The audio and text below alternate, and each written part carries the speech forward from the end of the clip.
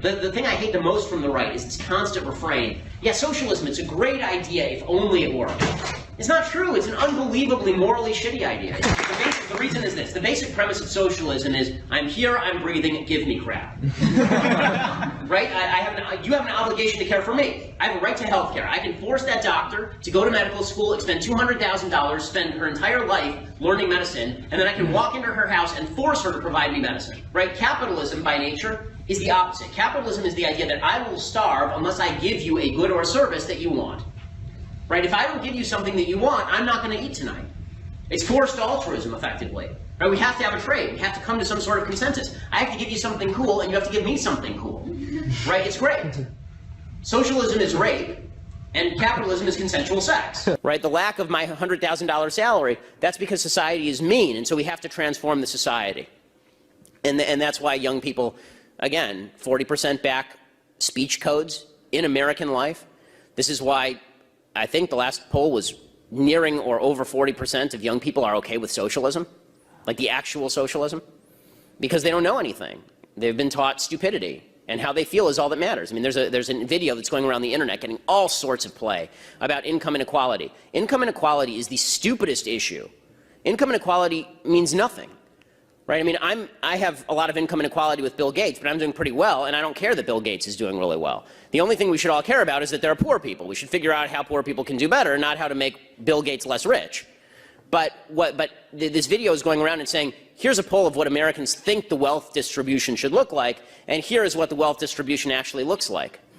And I watched this video in bewilderment, and young people love it. And I watched this video in bewilderment saying, who told you that you get to tell the universe how wealth is distributed? Right? Who told you that you have a moral say as to how wealth is distributed? It's immoral, it's evil, it's wrong. You're going to have to steal people's labor from them.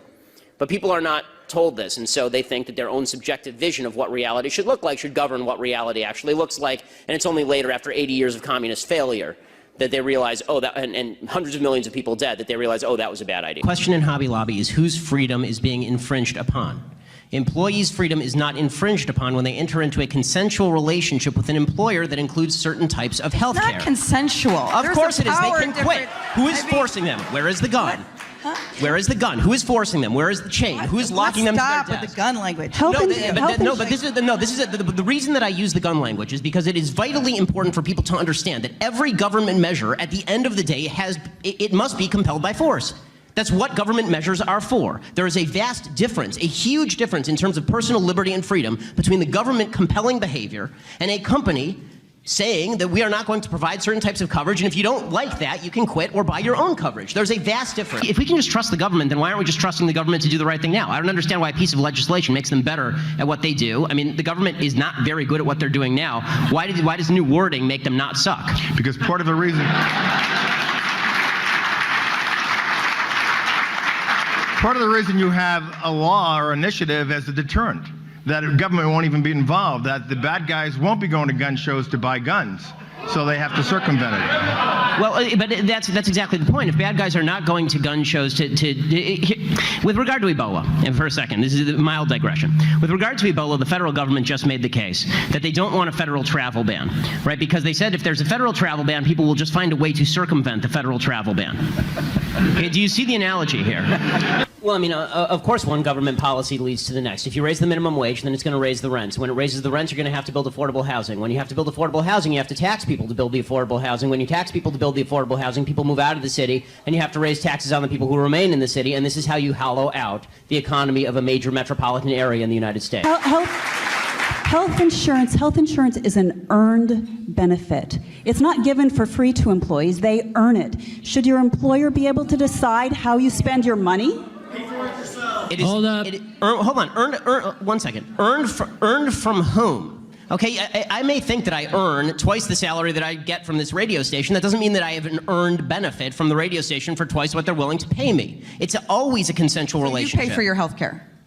Well, first of all, I do, because it was negotiated in the contract that I signed, in which I voluntarily engaged. And if I don't like that, I can quit tomorrow.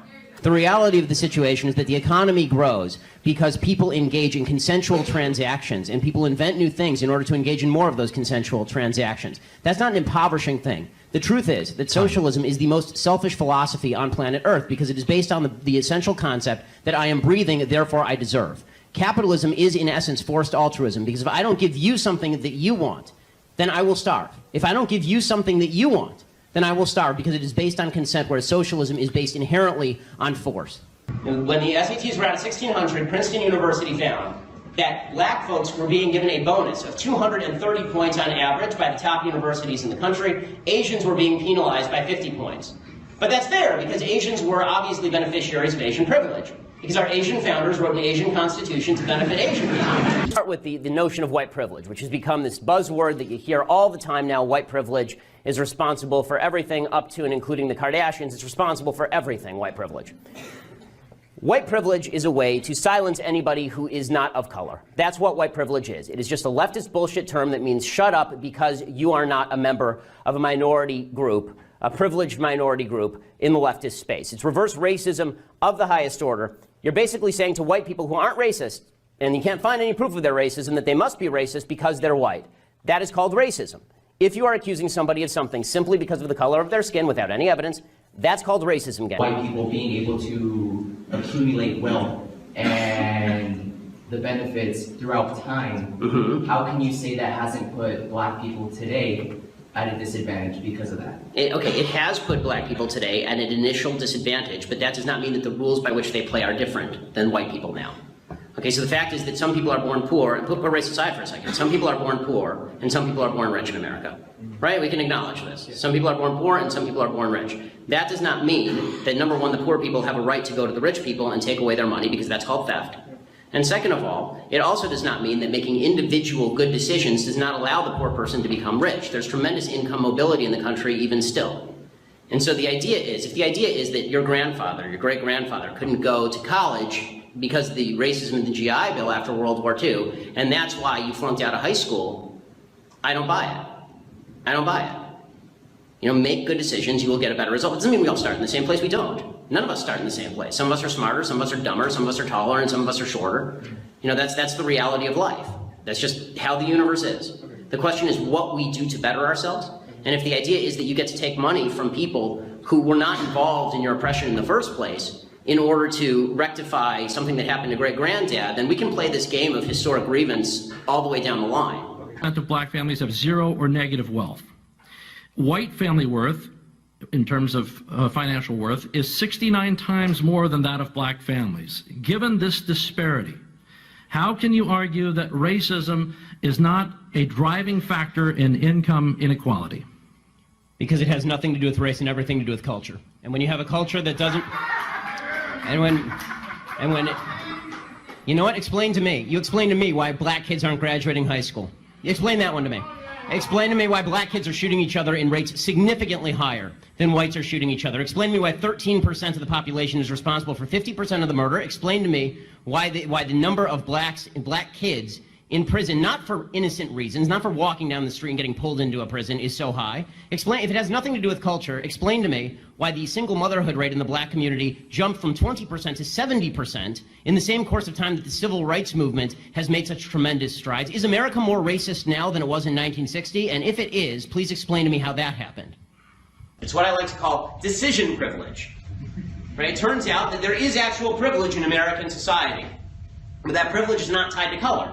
It's tied to making good decisions. White are not genetically predisposed to making good decisions. Black people are not genetically predisposed to making bad decisions. The greatest decision privilege of all is growing up in a two-parent household. Right? If you decide to bring up your child in a two-parent household, you have given them the greatest step they will ever have on the road toward success in life. And this is true across races. The poverty rate in the black community, the poverty rate for families with two parents in the home is 7%. 7%. The poverty rate in the white community, if there's only one parent in the home, usually a single mother, is 22%. What happened to white privilege?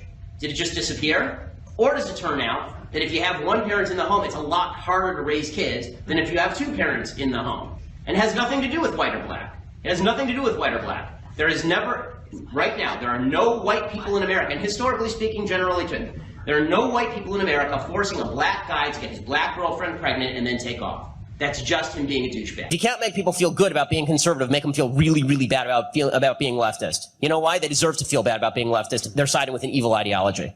And let me tell you something about safe spaces. There's only one group of people who want safe spaces that are race specific. There are only one group of people that want safe spaces so that they never have to hear from anybody of a different ideology or political persuasion. Those people are called fascists. Okay, and you've got a bunch of fascists, damn fascists on this campus, who are trying to shut down political debate and trying to cloister themselves in this little cocoon of stupidity so they don't have to debate anyone or think about issues outside their kin so that they can feel comfortable. Guess what? Life isn't about feeling comfortable. Life is about bettering yourself. Get off your ass, you stupid pansies. The real racists are and always have been folks on the left who wish to exploit racial division in order to pay off their cronies. The reason the education system sucks in the inner city is because the left wants to pay off its union buddies at the expense of black kids.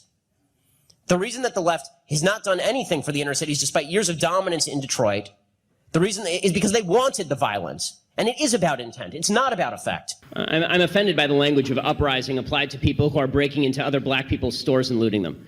This is a lack of values. And people who are destroying private property, destroying cop cars, in an uprising against what exactly? Against the black police chief, against a mostly minority police force, against the black mayor, against the black president, against the black attorney general, against against a city council that is 9 of 15 are black and all 15 are elected Democrats. What is the uprising against? What is it seeking to achieve? I still don't see what exactly the riots are seeking to achieve. Bottom line is, this is all... It all could be boiled down to just act like a mensch. Act like a human being. Honestly, it's not useful to riot, it's not useful to break things, it's not useful to throw rocks at people. And the idea that we're supposed to sort of correlate your level of outrage. I'm going to stick to the 30 seconds on this one. The last sentence. The idea that we're supposed to correlate your level of outrage with a certain level of justification. In other words, the more outraged you are and the more angry you are, the more justified you must be, is absolute nonsense. Oh, what a milestone. What a moment. We finally have a black president. Yeah, except he's going to be the president. And it turns out I didn't need to see a black guy as president to believe that black people could be presidents in the United States. The only people who believed that are people who are misinformed about the nature of the United States by the Democratic Party and actual racists. You can believe what you want, but I would ask you to consider this. Shouting institutional racism does not actually combat racism. You have to find individual instances, and you have to show me who the racists are so that we can fight them together. I hate racism. I think it's evil. But if you're just going to say institutional racism every time something bad happens, there's no way to fight it. I need a policy that you're proposing, or I need a person who's actually racist so that we can fight it together, or we can determine whether the policy is good. What I find really problematic is the virtue signaling that I see by so many people on the other side, which is, I don't have to give you the racist, I don't have to tell you who he is or what measures I'm proposing. I just say institutional racism, everybody cheers for me because that's an approved point of view, and now we move on with our lives. You haven't helped anybody, you've just made yourself feel better. In your video where you debunk white privilege, you talk about how white privilege is a made-up term by privileged minorities. So I was wondering if you can elaborate on some of the privileges that you think minority groups have. Okay, so in privileges in law, so when I say privilege, I'm actually going to talk about legal standing. Okay, so affirmative action is a privilege. Affirmative action is a privilege. Subprime mortgages designed to appeal to minority recipients without proper qualifications, that is a privilege. Now, those are a couple examples of privilege. Privilege would also be the police being told that they can't police in communities the same way they would in other communities because they don't understand the problems of minority communities. That's a privilege. By the way, these privileges are not helpful, but as an overall matter, but it is certainly it's very difficult for me to see how it's not a privilege to get a lower score on the SAT than the Asian guy who's living in exactly the same circumstance. He gets penalized 50 points, you get 230 points on the SATs. That is definitionally a privilege. So there's one. Do you disagree? Yeah, but I don't want to take up everyone's time, so I'm just going to let. The problem with the minimum wage is that for the left, every argument is a moral argument, not an economic argument, so you have to take the morality of the argument away. It is beyond that, there is a fundamental argument here. It is fundamentally immoral for you to come in and tell somebody that they are not allowed to make a free and binding contract. Okay, no one is being chained to their grill. If somebody doesn't want to work for that wage, they can leave. Right? And who are you to tell the 17-year-old black kid who wants to work for $7.50 an hour that he is forbidden by law from taking a job at $7.50 an hour? Who are you to do that? Right? This makes you a totalitarian. It's a totalitarian rule. You have to speak the language of morality. You must speak the language of morality. The left wins because nobody on the left knows anything about politics. They know you're evil. That's it. They know you're a racist, sexist, bigot, homophobe who hates the poor. Right? That's what they know about you. And it's not they think that about you. They know that about you. Deep down, they know all these evil things about you, which is why Thanksgiving dinners are always so awkward if you're unfortunate to have Jewish relatives or you have friends on the left, which are the exact same focus group. The answer to all of this is to speak in the language of morality. This is why I never say the government compels people to do stuff. The government does not compel people to do stuff. The government compels people to do stuff at point of gun. Why do I say that? Because leftists are scared of guns. Right? When we say the government compels things, people say, oh, well, compulsion. Well, that's just like taxes, right? No. That's somebody coming to your house in the middle of the night with a SWAT team, with a gun, pointing it at you and dragging you off to prison for not doing what they want. I have a 2-year-old and I have a 2-month-old. Those generations are only going to be protected if we revivify our movement, if we come together around those values, and if we learn who our enemies are, and if we fight them every single step of the way, never giving an inch, and if we never stop fighting. We can't get tired. If we do, they win. We can't let them have a few victories. They exploit every single victory and then push on to the next victory. The left is a ceaseless, heedless monstrosity. It's our job to hold that wall. Now, Ronald Reagan always said this. He always said freedom is never more than one generation away from extinction. And that's exactly right. But to avoid extinction, we have to grow, we have to evolve, we have to get stronger, we have to get tougher. We have to rededicate ourselves to the principle, we have to rededicate ourselves to the fight. And that's hard work. And that's our mission. We're an empire of liberty. We're a nation conceived in freedom. Our mission is to carry that freedom forward in the face of all odds. And that mission doesn't change. That mission is eternal. And that mission calls to us from the end of history. It's God's mission. It's the founders' mission. It's a mission that has to be fulfilled at all costs. The heroes of days past, Washington and Adams and Jefferson and Lincoln and Reagan, our fathers, our mothers, our ancestors, who fought to bring us to these shores and then make these shores free and give their kids a chance, they're cheering us on. They are. They are. I believe in an afterlife. And they're cheering us on, begging us to stumble forward because nobody else is going to carry the torch. We're the guardians of limited government and individual liberty. We're the guardians of Judeo-Christian Western civilization. There's no one else left. We're the last line of defense. We stand together, and we must never, ever, and we will not ever, ever stop fighting. Thanks so much.